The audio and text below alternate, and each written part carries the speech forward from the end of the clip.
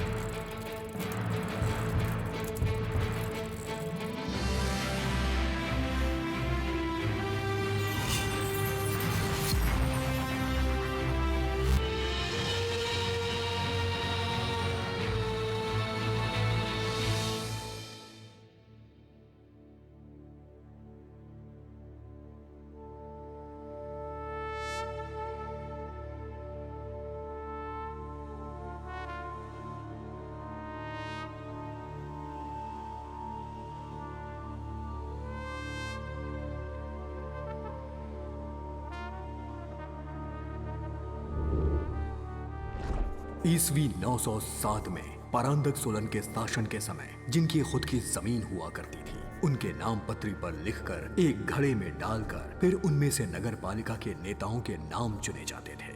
1919 में इंसाफ पार्टी के शासन में आते ही शिक्षा, रहने के स्थान, ऐसे कई सुधार तमिलनाडु में किए गए। भारत की स्वतंत्रता के बाद धीरे धीरे कुछ राजनीतिज्ञों के कारण सामाजिक भलाई के कार्य लोगों तक नहीं पहुंच पाए। सन 1994 में 3 का 1 भाग महिलाओं को मुहैया कराने की योजना लागू की गई। भारत में स्थानिक शासन का निरीक्षण करने एक विशेष रूप से गठन किए गए दल द्वारा राष्ट्रीय स्तर पर चुना जाने वाला राज्य है तमिलनाडु। कई इतिहासकारों ने तमिलनाडु के स्थानिक शासन की बड़ी तारीफ की है। स्थानिक आम चुनाव जो 5 साल में एक बार होता है, वो लोकतंत्र का एक ऐसा उत्सव है जिस पर स्थानीय लोगों का हक है। और इस उत्सव में जश्न, ईर्ष्या, जलन, युक्ति, धोखा, दुश्मनी, बदला और हत्या जैसे मामले आज भी हो रहे हैं।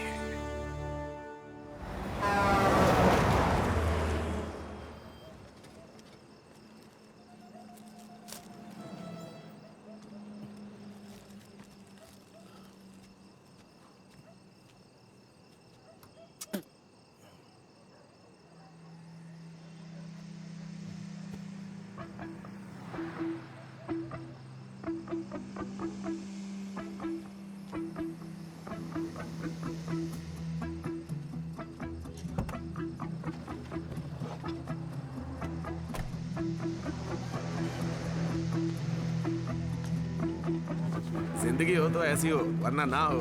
5 उंगलियां घी में होनी चाहिए।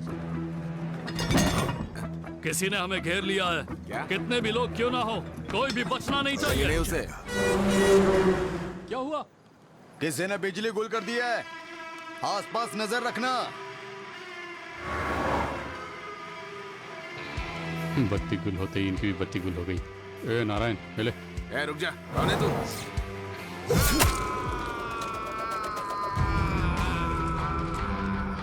मैं नटराजन। मैंने हथियार उठाने के बारे में कभी नहीं सोचा। दूसरों की तरह मैं भी एक खुशहाल जिंदगी जीना चाहता था, लेकिन दूसरों के फैसलों पर चलने वाली जिंदगी ने हमारा सपना कब पूरा किया है।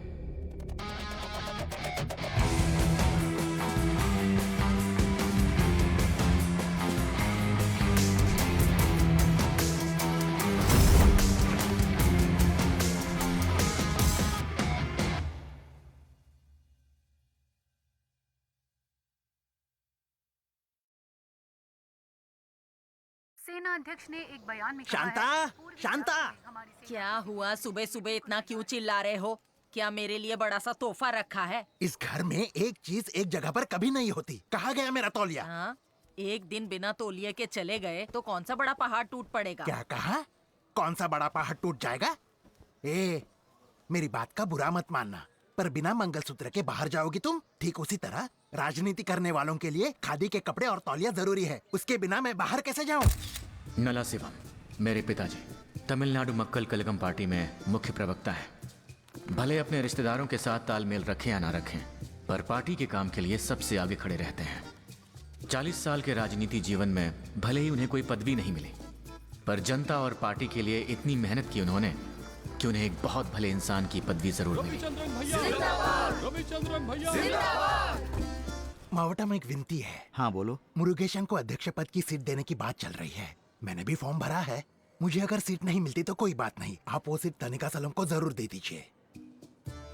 तनिका सलम मेरे पिताजी के करीबी दोस्त, दोनों एक ही पार्टी में कई सालों से काम कर रहे हैं। वो इस इलेक्शन में किसी भी तरह से काउंसलर की सीट पाना चाहते हैं। ये उनका बेटा है सुधाकर, पिताजी की तरह राजनीति में उसे भी शौक है। ये उनकी बेटी है सिल्वी। आखिर सेक्रेटरी ने अपना रंग दिखा ही दिया। पैसे लेकर गठबंधन वालों को सीट दे दी। मैं निर्दलीय लड़ूंगा इस बार, सिर्फ तुम साथ देना, बाकी सब मैं संभाल लूंगा। भले ही मेरे पिताजी को अपने दोस्त को राजनीति में ऊंची पदवी पर देखना था, पर वो अपनी पार्टी के खिलाफ कोई भी काम नहीं करना चाहते थे। और इसीलिए जैसे पार्टी ने निर्देश दिया, उनके साथ गठबंधन के हुए उम्मीदवार त्यागू के लिए उन्होंने उस इलेक्शन में प्रचार किया।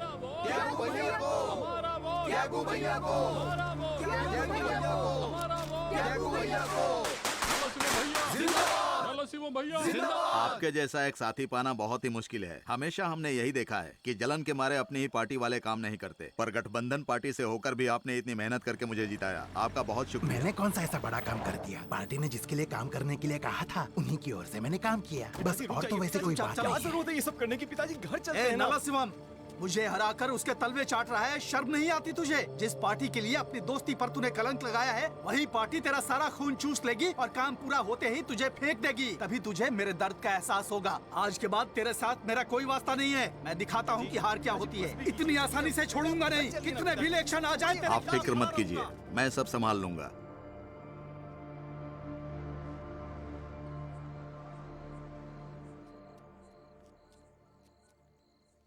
बोलो क्या हुआ?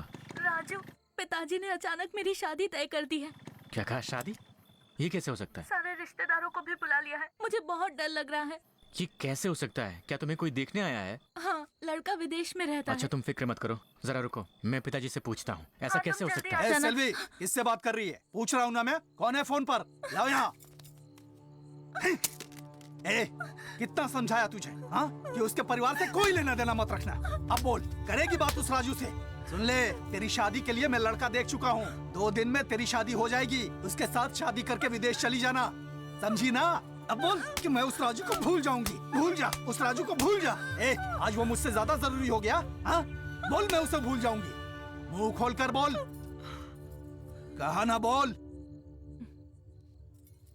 आप जितना भी पीट लो मुझे, मैं राजू से ही शादी करूंगी।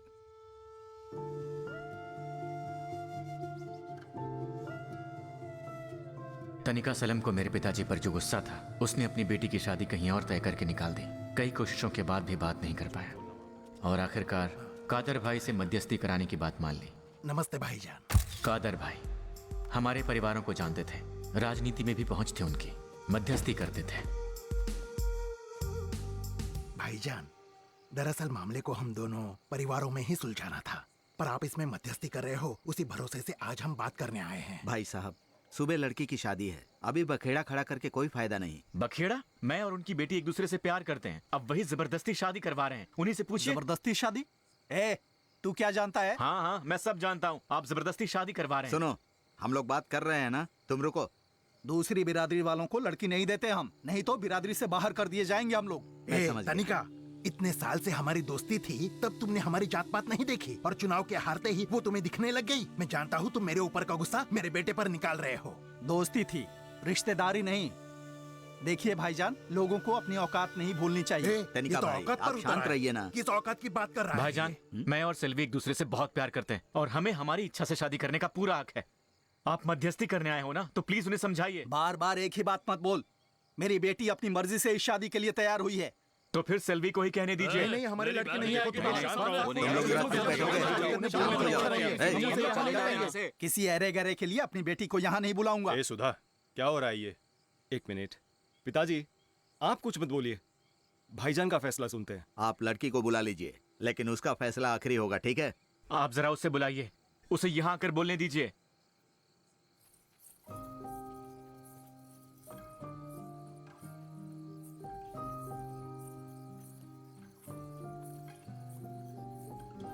सेल्वी, मैं जानता हूं इस शादी के लिए जबरदस्ती करके तुमसे हाँ बुलवाया है, पर घबराना मत। तुम अभी कह दो कि हम शादी करना चाहते हैं, मैं तुम्हें अपने घर ले जाऊंगा। बोलो सेल्वी। क्या इसके साथ शादी तुम्हें मंजूर है? बोलो। नहीं। हे, हो गया भरोसा रखना, तुम बिल्कुल घबराओ मत। मैं जानता हूं तुम्हें धमकाया गया है। रुको सेल्वी, रुक जाओ सेल्वी। तुम्हारे बुलाते ही उसे आ जाना चाहिए था, पर वो नहीं आई। इसका क्या मतलब वो तुझे पसंद नहीं करती। भाई, चल जाए वो यहाँ जा से। रही है। इसे तुम लोग लेकर जरा जाओ। मेरी बात तो सुनो। ए, हाथ मत लगा, जा आप रहे हम कुछ लोग। बोलिए। चलो। छोड़ो मुझे। जीजा जी आप कुछ बोलिए। वो जा रही है, उसे रोकिए। छोड़ो मुझे, जाने दो। जरूर इन लोगों ने उसे धमकाया बोला ना, होगा। हाथ मत लगा, जा रहे हैं हम लोग। हम भी चुप नहीं बैठेंगे। सेल्वी की शादी होने जा रही है जीजा जी। फिक्र मत कर, धकेलो मत, जा रहे हैं। बाबा देखिए तो, सेल्वी, हाथ मत लगा। चल रोना बंद कर। देखिए उसे बुझा रही। कोई बात नहीं बेटा, मैं उसके बिना नहीं जी पाऊंगा।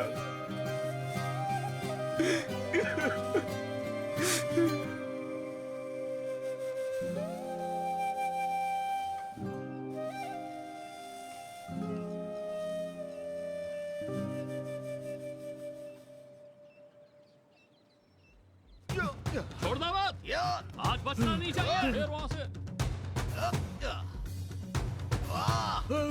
जाना उसे, छोड़ना मत।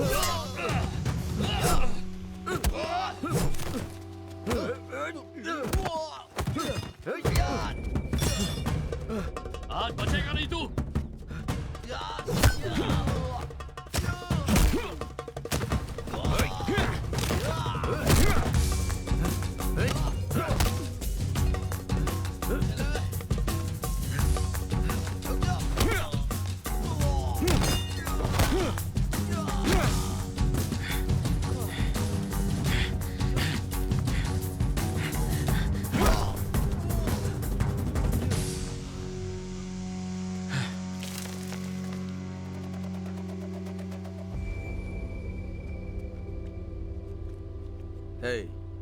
उसको बुलाओ। रुक जाओ। आज मेरी जान बचाने के लिए ये नहीं कह रहा हूँ, लेकिन अगर उस दिन लड़की वालों का साथ नहीं दिया होता तो उसके बाप ने मार दिया होता उसे, इसीलिए उसे धमकाकर मना करवाया था। नहीं,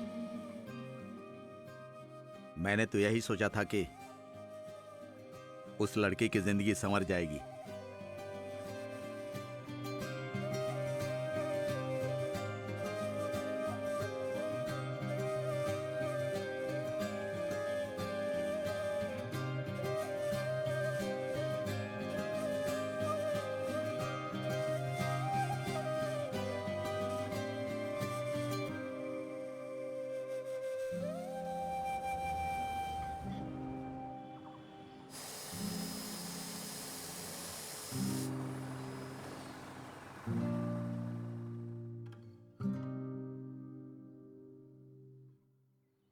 भैया, कहते हुए मुझे बहुत दुख हो रहा है, पर इस बार आप अध्यक्ष पद का चुनाव नहीं लड़ सकते। पार्टी ने वो सीट गठबंधन के उम्मीदवार को दे दी। इसके बारे में मैंने नेताजी से बात की, पर कोई फायदा नहीं हुआ। तो इस बार गठबंधन के उम्मीदवार को किसी भी हाल में जिता दीजिए। क्या कहा?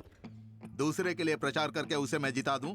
राज कोई भी पार्टी क्यों ना करे, पर अध्यक्ष हमारे परिवार से ही होगा। समझ गए ना तुम?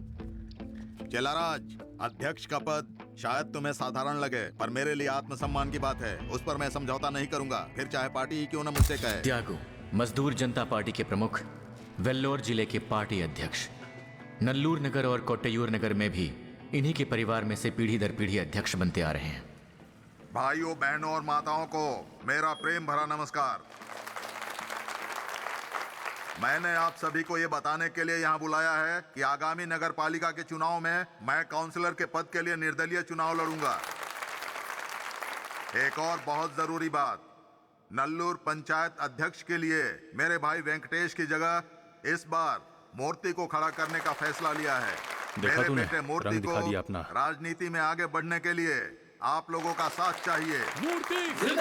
यहाँ आकर गलती कर दिया सुधाकर। मूर्ति और तू भी सुना नहीं, चल यहाँ से। अरे कनी, क्या हुआ, क्या बात है? भैया आपकी बातें कुछ जमी नहीं हमें। पार्टी छोड़कर निर्दलीय खड़े रहने की बात कर रहे हो आप। पार्टी ने आपको अच्छी पदवी भी दी और आपको शोहरत भी मिली। अब आप निर्दलीय रहिए या पार्टी से चुनाव लड़िए, आपने अपना मुकाम बना लिया है। हम लोग भले ही कार्यकर्ता हैं, लेकिन एक ही पार्टी में रहेंगे तभी तो पार्टी हमारे गांव वालों का साथ देगी। हे कनी, सोच समझ कर सुनो बोलो। कनी, ये तुम्हारी गलतफहमी है। ए, तू अपना मुंह बंद रख।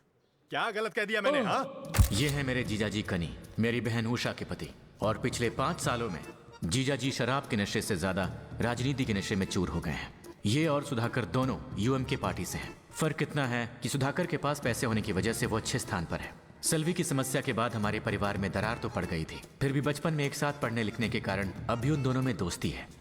एक टेंडर गंवा देने के कारण जीजाजी और त्यागू में झगड़ा हो गया और उस टेंडर की वजह से त्यागू ने उन दोनों को अपने से दूर कर दिया।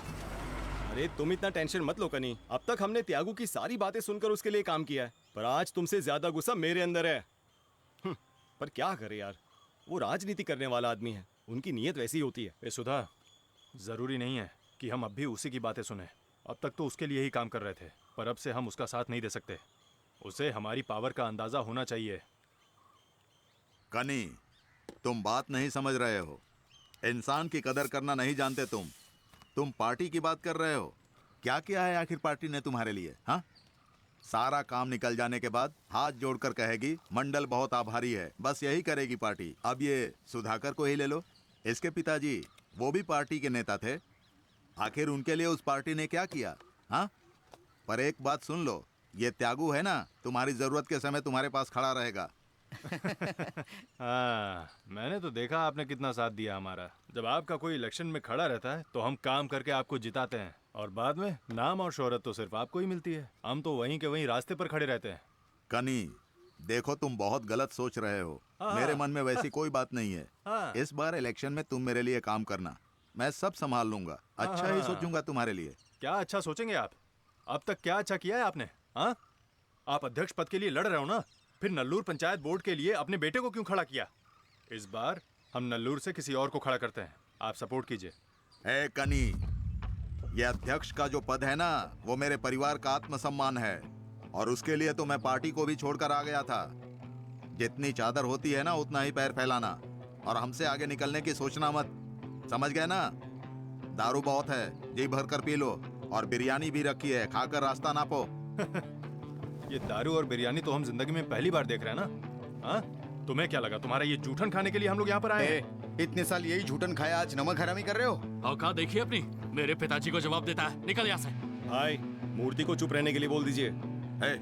तुम चुप रहो, कहाँ पर क्या बोलना चाहिए तुम्हारी समझ में नहीं आता। देखिए पिताजी, इन लोगों को ज्यादा सिर पर चढ़ाने की जरूरत नहीं है। मेरे चुनाव लड़ने से इन्हें दिक्कत है तो मैं लड़ूंगा। देखता हूँ मेरे खिलाफ नल्लूर में कौन लड़ता है। मूर्ति, इस गलतफहमी में मत रहना कि कोई तुम्हारे खिलाफ लड़ेगा नहीं। देखना इस बार गांव से किसी को तुम्हारे खिलाफ खड़ा करके तुम्हारा क्या हश्र करता है। सुनो, चुप हो जाओ।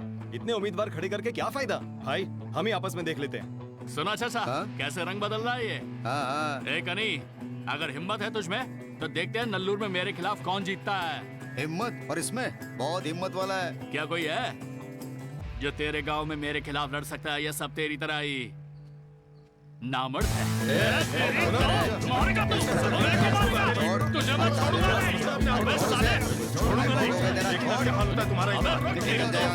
हमें यहाँ बुलाकर हाथ उठाया हम पर, देख लूंगा सबको। अरे कनी, यहाँ आ जाओ। कनी वापस तो आओ। देखना नल्लूर से कैसे चुनाव लड़ते हैं। छोड़ूंगा नहीं। ले जा इसे।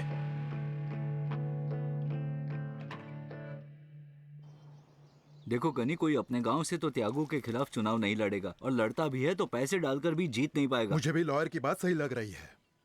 सरपंच जी, काम शुरू होने से पहले जो कहता है ना कि ये नहीं होगा, उसे कोई नहीं सुधार सकता। ये हार जीत की बात नहीं है। इस बार हमारे गांव से कोई चुनाव लड़ने के लिए तैयार होता है तो हमारा इरादा तो वो समझ जाएगा। तुम ही प्रेसिडेंट के इलेक्शन के लिए खड़े हो जाओ। गांव वाले सबसे पहले इन्हें जिताकर ही अपने अपने काम पर जाएंगे। ऐसा क्यों नहीं करते? इनसे सीधे एमएलए का चुनाव क्यों नहीं लड़वाते? तू चुपचाप अपना काम करना। हाँ, तुम्हें तो पता है मेरा वोट भी नहीं मिलेगा तुम्हें। अच्छा सुझाव मांगा तो तुम मेरा ही मजाक बना रहे हो। वो कहता है कि यहाँ पर सब नामर्द हैं, और तुम लोग चाहते हो कि वो सुनकर मैं चुप बैठूं? तुम लोगों को बुलाकर गलती की। चलो सब जाओ अपने अपने घर। अरे क्या हो गया तुम्हें? तुम निकलो पहले। कमाल है। पुजारी जी, मामा इतने नाराज क्यों हो रहे हो? इन्हें मैं समझदार समझता था, आज देख ली इनकी समझ। भैया 20 रुपए दीजिए, बैटरी खत्म हो गई, न्यूज़ सुनना है मुझे, ज़रा जल्दी कीजिए। बड़ा आया न्यूज़ सुनने वाला, जैसे एक दिन न्यूज़ ना सुनने से देश का काम ठप हो जाएगा। अबे खजूर, शायद तेरा टाइम ठीक नहीं चल रहा है, चुपचाप निकल ले यहाँ से। तमिलनाडु के मुख्यमंत्री ने आज अपनी मातृभाषा तमिल में महारत हासिल किए हुए तमिल भाषी विद्वानों के लिए महान क्रांतिकारी नटराजन के नाम पर तमिल नटराजा पुरस्कार की घोषणा की है। दूसरी ताज़ा खबरों में आज रेल मंत्री ने खजूर ले। क्या हुआ मामा? वही हुआ, बगल में छोरा गांव में ढिंढोरा। तू गाड़ी निकाल। इतनी हड़बड़ी में कहाँ जा रहे हैं मामा? पिछली बार त्यागू कैसे जीता था?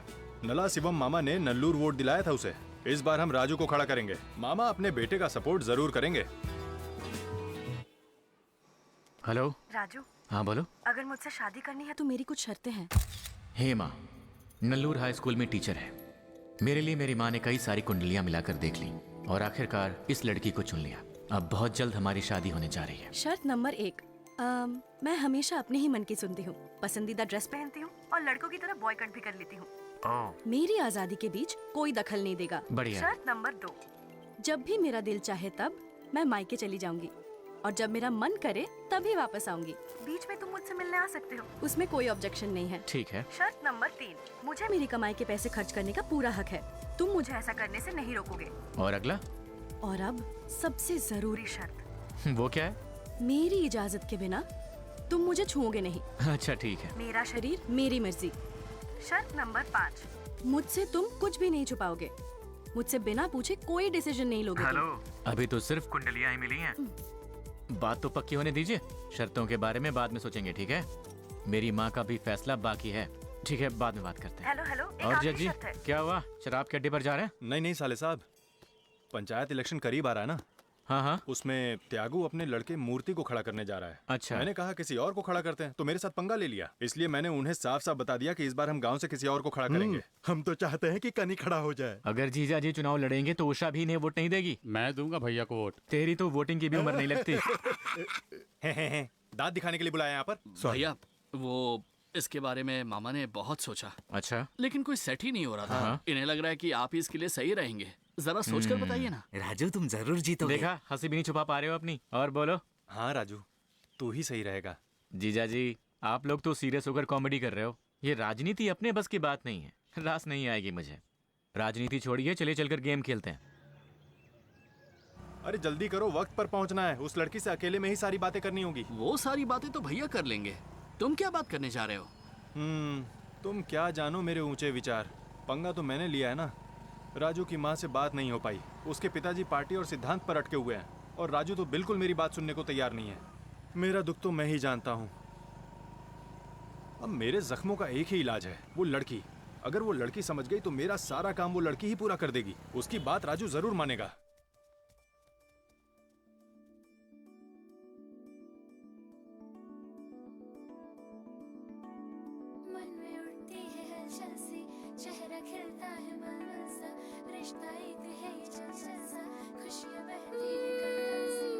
अरमानों में जो था पूरा हुआ सपना, खिल उठी है दिल में इश्क की वो कली। शर्मीली आंखों से देखा जो तूने मुझे, स्वर्ग जैसे तुझ में ही मैंने पा लिया। तेरे सिवा कुछ और नहीं, बस तुझको ढूंढ मेरे ये नैन। चलने की आहट को तेरी सुनने को बेचैन है ये दिल।